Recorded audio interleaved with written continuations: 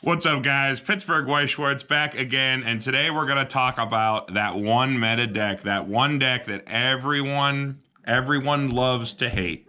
Disgaea. Disgaea. No. Get this out of here. Attack on Titan. So this is like your typical yellow-red core deck. So I'm here, Carmen. We got Zach and Andy here. All three of us have played this deck a ton. Oh, yeah. Andy recently, especially, I think, has probably played this This is more like than me both and of us. Zach's main tournament deck. Yeah. It's yours, right? Yeah. I'm presenting it because mine has the most foils in it, not because I'm the one who plays it the most. Mine is missing a card, actually. So. All right, so yeah, let's jump right into it. This one we're probably going to dig more into stuff a little bit, so this one might be a little bit longer than our other deck text. So, all right, so let's start out with this. I think this is pretty common nowadays. 4 big Armin runner, 3 Mikasa runner. Yeah. I think this is like what people are doing these days for the most part. Mine has 4 Mikasa, 3 Armin, but I'm doing it wrong. Okay. I guess this is more of a deck analysis than deck tech. Yeah, so Armin's like 3,500 with 5 or more cards in hand, and he can only run from a side lane to a center position or from back to center. He can run to center only. And then Mikasa is a standard mill runner.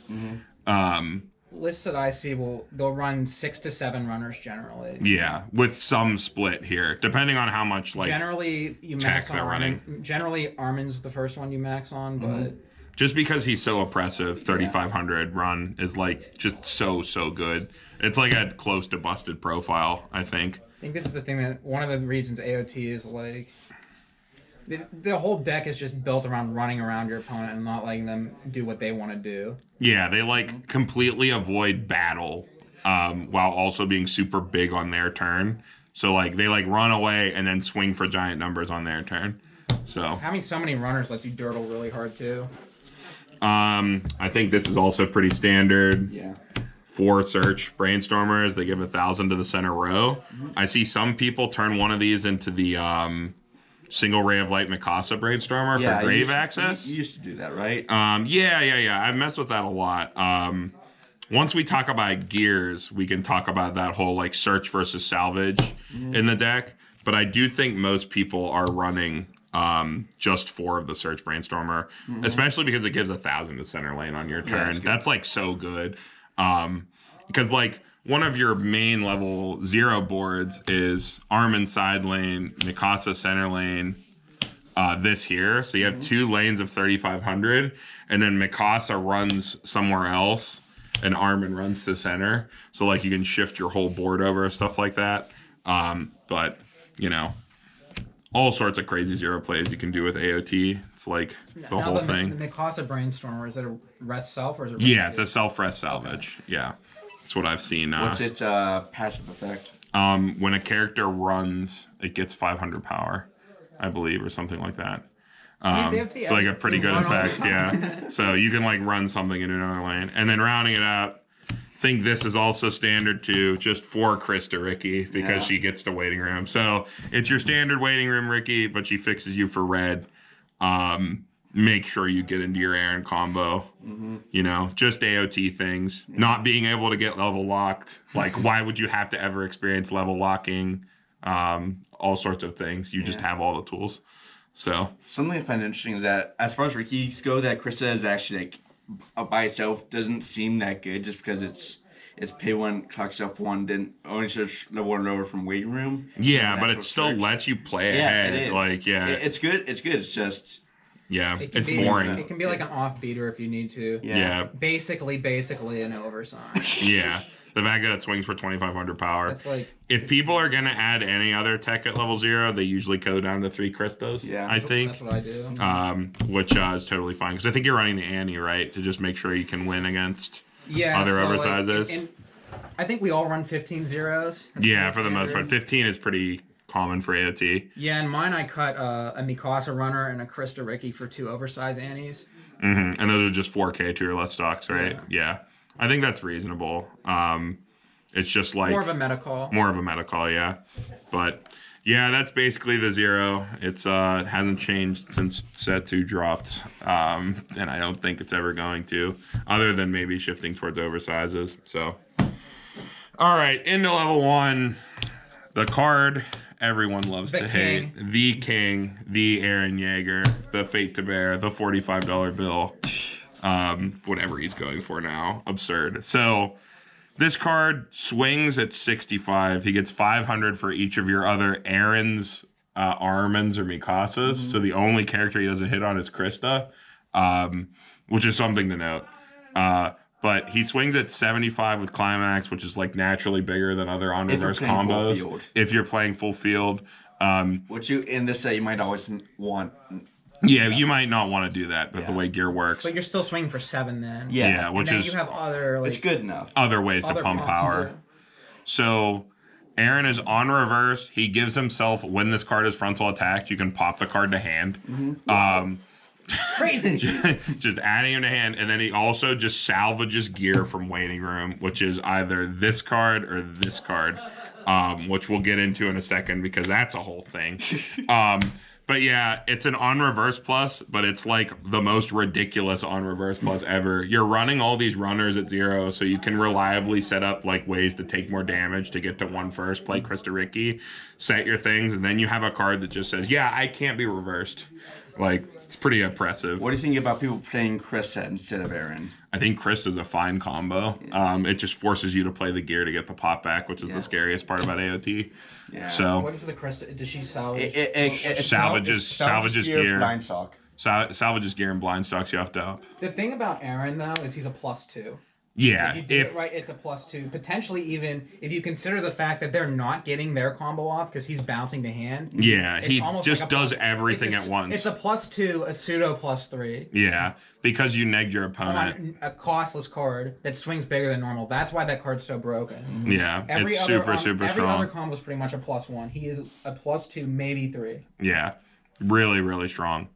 Also sets up for like when he pops the hand, it has like natural synergy with other cards. Just absurd.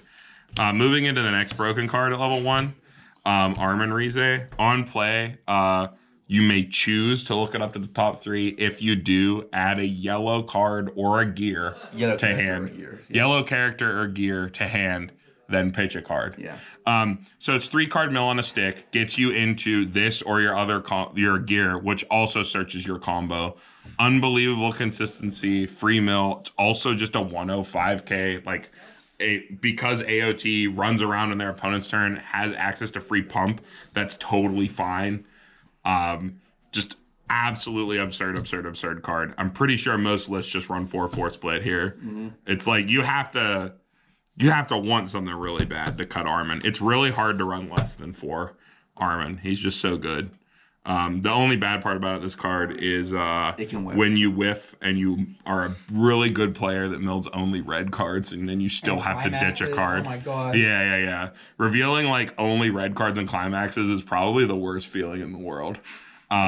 Because it's just a straight minus. Yeah. It's real bad. But, that happening, when you're playing that aggressively for this, you usually want the mill more anyway. So, all right. Last card at level 1, this Aaron. So I think this level 1 line is pretty much standard as well these days, like 4/4/2. This Aaron gives global 1,000 on your turn to course characters and then taps to give a character an additional 500. It just like kind of puts all your power over the edge at level 1. It's just like really, really strong buff card. And because AOT doesn't really care about power on its opponent's turn, it's like acceptable to like swing into an open lane and bounce it back or whatever with gear. So like the combination of that with like the Brainstormer that gives 1,000 power, or Armin later on that's giving more power, you can really break walls with Attack on Titan. If any deck can break a wall, it's Attack on Titan. All right. Well, let's talk about the dumbest card, maybe in White Schwartz. Omnidirectional mobility gear, set 1 and set 2. So what this card does is it is an event backup, which means you can play it during your turn. It lets you search a corpse character from your deck, add it to hand, pitch a card, then move a character in battle to an open position on your field. The set 2 gear is cost 1, but it bounces a character in battle to your hand, salvages a character from grave, then pitch a card. So This one definitely isn't as good as this one because this just says my opponent doesn't get to do their combos. They don't get on reverse value. They don't get to kill my character. I get to search out one-ofs on my opponent's turn whenever I want for no stock. Aaron grabbed it. Aaron pops to my hand, so he fuels this because even when Aaron pops to your hand, there's still a counter step. So, like, you can still play this even when Aaron pops to your hand, or Aaron popped to your hand in another lane, which then fueled this and made this card go even instead of minusing you one. Just like absolutely ridiculous synergy throughout it. If anything, the only reason, and I'm a big proponent of this, the fourth gear being, because you can only run 4 gears, being the set 2 gear is because this just gives you on-demand grave access. Yeah. And because you're running a lot of one-ofs, because gear enables you to run a lot of one-ofs, sometimes things get stuck in grave or you need a stock out. So, yeah. But again, you could easily just run 4 of this. It's no big deal. The card's fucking broken. It's just absolutely ridiculous card. I think probably the biggest thing I like about the set 2 gear is that you can have a full field and still... Yeah, it enables you to full field. You don't have to leave an open spot. Mm-hmm. Lets you play mind games with your opponent, like leaving full field thinking, oh, they can't bounce. And you pop, like, all sorts of things. Lets you be super techy. But yeah, just like, I don't know, Gear and Aaron has been talked to death. The card's just, like, completely bonkers. It enables you. This gear basically says I am running an additional, for every gear you play, it says I am running an additional copy of every other card in my deck. And that's such a ridiculously strong thing to say. Like, you just get to run 8 Aarons, like 8 Armins, like all your 2-ofs or 4 or 6-ofs. Like, it's just a crazy way to think about it. But, you know, it rings pretty true. It feels like Attack on Titan to me is like it's the one deck in Weiss Schwarz where you can kind of cheat the randomness of the game to an extent. Yeah. You can truly leverage your skill and understanding of like the mechanics of the game, how compression works, how optimal attack sequences work, and you can really punish every little mistake your opponent makes. And Weiss is a game where you win on all those edge cases, so it's just really strong tool.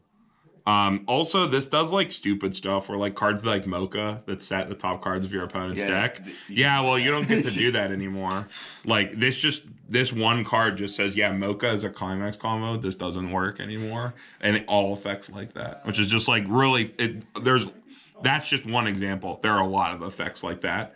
Anything that tries to set your opponent's deck, put a card on the top of your deck, stuff like that. Who cares? Goodbye. Like, because counter step comes before damage. So you don't get the set anymore. So, you know, but yeah, let's move on. I'm sick of looking at Aaron's stupid face. Get these out of here. All right, so moving on to level 2, an unbelievably thin level 2. We only got 2 cards. We got Scared Armin. So what Scared Armin does is you rest him and give a character what, like 2,500? 2,500 and can't be targeted. Yeah, so 2,500 and hexproof for the turn. And then if he's rested, you get to change into this card for free. Where this goes to your waiting room, you change into this from your hand, and this card, look at X's for the number of core characters on your field, adds any card to hand, so it gets you into your finisher Climax. And then also gives 2k in front to all core characters and gives them hexproof. So what does hexproof mean today in the current Weiss metagame? You can't get clock kicked by a Megumin. That's really good. They can still burn you for 4 because the selection for clock kicking comes after. But they don't get to clock kick you anymore. They can't select you. They can't anti-change your other early plays because anti-change select characters. For the most part. Trigger your cards. They can't win trigger your card. Armin. He himself has hexproof. Yeah, you can't win Armin himself because he himself has hexproof. What you can do... If you have a wall combo and you're trying to neg their soul, that targets. You can swing with Armin. The condition for his change is for him to be rested. You can swing this card into an open lane, change into this Armin, and then gear Armin to the back row when he's about to get killed. Think about that. Think about how stupid that is. Like... This is one of those things people complain about. AOT has the best of both worlds. They have the best defense and the best offense. This is why. This card's dumb. And you, unlike other support cards that are super dumb, where you need to run like 3 or more, like for the whole package to get them online, because of gear, you can just run 2 of each of these and get it off every single game. Every single game. There is never a game against an AOT player where they will not field this card. And this card will make your life hell. One thing I think we should talk about is how none of us, we're all running the split at level 2. I see a lot of people running like the Mikasa change at level 2 also, and splitting the Armin with the Mikasa change. And I think that's wrong. Yeah, I think Armin change is so good right now. I think that Mikasa change was good in the past. It was good for set 1. And people haven't like completely reacted to how different the meta is now. Like 2 and 2 of this and cutting Mikasa change, I think, is correct now. Just because of the way the meta is. You need to run as low res as you can in this deck to make the Armin Rize worth it. And not even that. I just mean that like Konosuba is a card that is a deck that if I'm playing AOT, like I think when you're bringing AOT to a tournament, you're saying I don't ever want to lose to Konosuba because that set's bullshit. And like so you're just gonna play your deck that's just as bullshit in a different way. So. I mean, I think it's important to say too. We don't think the Mikasa change is bad. It's definitely a good card, but Armin is just so busted, broken that like he just gives you the best of both worlds, offense and defense. Hexproof is so strong, and like Look at 5 guarantees or confirms your finisher. Talking about like anti-change being, because the anti-change has to target to send to another zone, like choose an opponent's character of a higher level and put it in a grave. Can't choose if it's hexproof. Let's get into early plays. 2 Aaron early plays, and then the Mikasa early play. So these fulfill very different roles. I think this is pretty common now. AOT players shifting to this because the meta as a whole is so early play heavy. You can always play this to answer opponent early plays. This early play condition is your opponent has to have a level 3 on board for you to play this. And it gets -1 level enhanced. You play it at level 2. It comes down. It has, on the turn that it's played, it has cancel burn. So if your opponent cancels this card's damage, they burn 1. And he sits at 500 power for all your other core characters. That's right. So he sits at 11.5 in front of Armin 13.5. He's a 13.5 wall that just pings on cancel that has like basically free condition, which is like really crazy for answering opponent early plays. The Mikasa is the proactive play. So her early play condition is that you need to have Aaron and clock. Well, what does Aaron do when he gets front attacked? He gets pumped back to your hand, enabling this card. This card, when she comes down, looks at top X for the number of core characters you have. So it looks at 5 to take another wind so that you can combo with your Aarons again. So it's like, I think a lot of people have caught on to how strong that is too. And then I think she's like, she's plus 500 for all your others on play, I believe, as well. I don't remember. She swings, no, she's plus 15 on the turn she's put down. And swings for 2 soul. So, like, this is the reactive play, and this is the proactive play. And you can, like, pop Aaron back to your hand and then search another, like, you can search this card after Aaron's already popped and you know you're going to level 2, which is why you only need 1 of it. Like, you can just search this, grab it, combo again. It's really, really strong proactive play. I think that's about it for early plays. This is like the whole level 2 plan, right? Just sort of riding how good these cards are. All right, let's move on to level 3. The fun stuff. The even more fun stuff. So, okay, we just run 4 fucking Mikasas. Broken. On attack with the split 2k1, burn 1, and then on reverse, pay 2. Burn 1. Burn 1. Which sounds super boring. She's also plus 2k and draw a card on play, so she can like dig into her own climax if you somehow whiffed getting it with your top check X's. The fact that you have like really crazy soul modulation at your end game is like just something in a Weiss deck that will win you an unbelievable amount of games, is knowing how like compression works, keeping like being on top of your opponent's deck state and your deck state, and swinging for exact amounts. Because, like, you can give the +1 soul to the back row or, like, side and stuff like that. You don't even have to give it, So you can just choose up to nothing and not give anything. You can just, the soul modulation is, about this card is what wins games. very, very strong. And your opponent can't crash into this either if you have 2 or more stock, because they'll take 1, because that effect is cross turn. Because why would AOT have a bad version of any effect? So yeah, just like I think that card's been talked to death. The other thing that I think is pretty common now, like just to Krista. I wish I had more of this art, but nobody wants to sell it. She's on play, pitch a card, heal to stock. So she plays for 1 on her own, and then you get the high roll, check the top card. It's a level 0 character, so it doesn't hit on climaxes, goes to stock. Is that right? Yeah, it's level 0. So yeah, she can maybe play for free. She's mostly in there as the healer of the deck because like healers are good at AOT doesn't really have another good option for a healer. Especially when the other one is the early play Mikasa, but like that's like a 2-cost heal, where this is a 1-cost heal that's stock efficient because the deck doesn't need a lot of stock to pop off. This is like the best part about it is you're also playing around getting stock swapped because you don't hold a lot of stock. You pay it all out really aggressively at level 2. So, yeah. I guess that's it. Is there anything else we want to say about Mikasa? I think I covered it. I mean, I could say that I do run the stand and swap Mikasa, the change Mikasa. I don't run the change package. I just run run one of the stand and swappers. One of the stand swappers because that can be good in certain situations. So yeah, I used to run one of the stand and swap, but Krista's just so efficient. Like she's so efficient.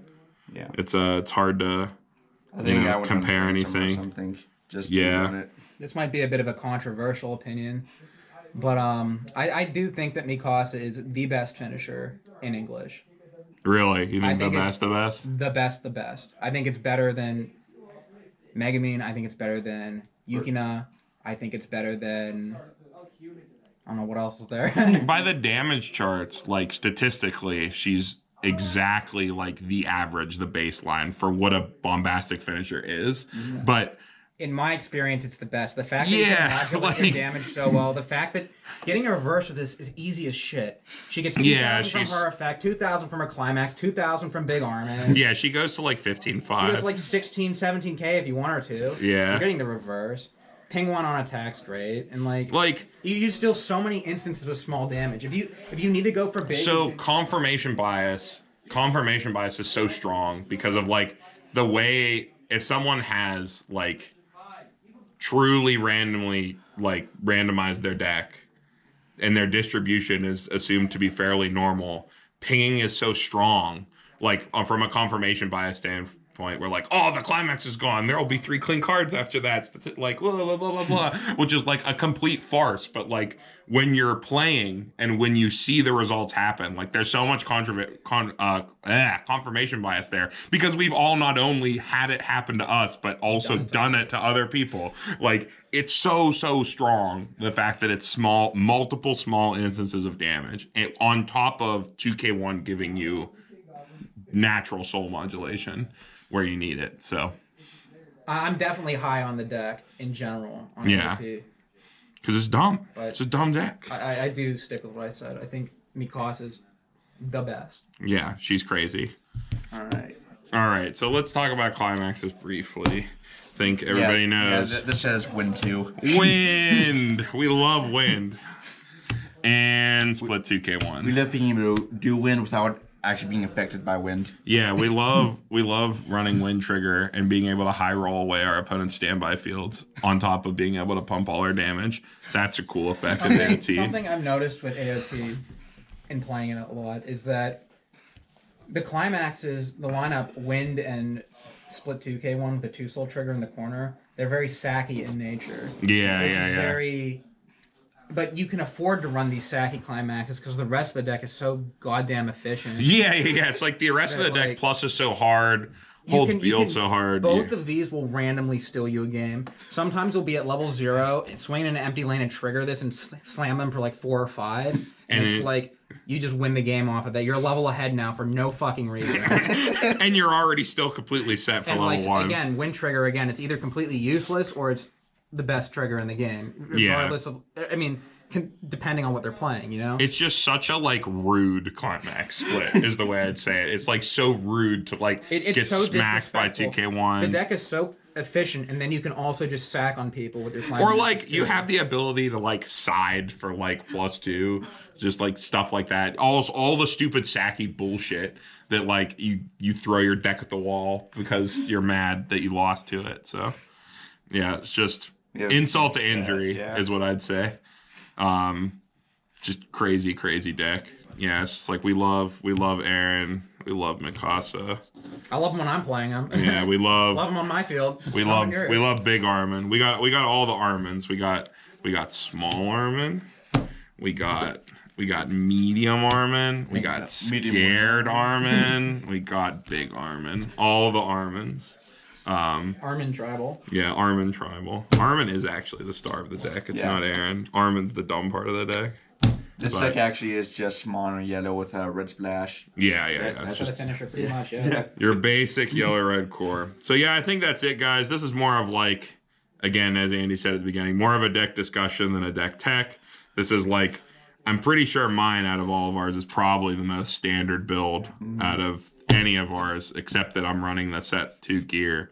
So this is like the most basic like ass version of the deck out there. So we just wanted to all throw our 2 cents in, since like, you know, we've all played the deck a lot, mostly more Andy the most, Zach the most too.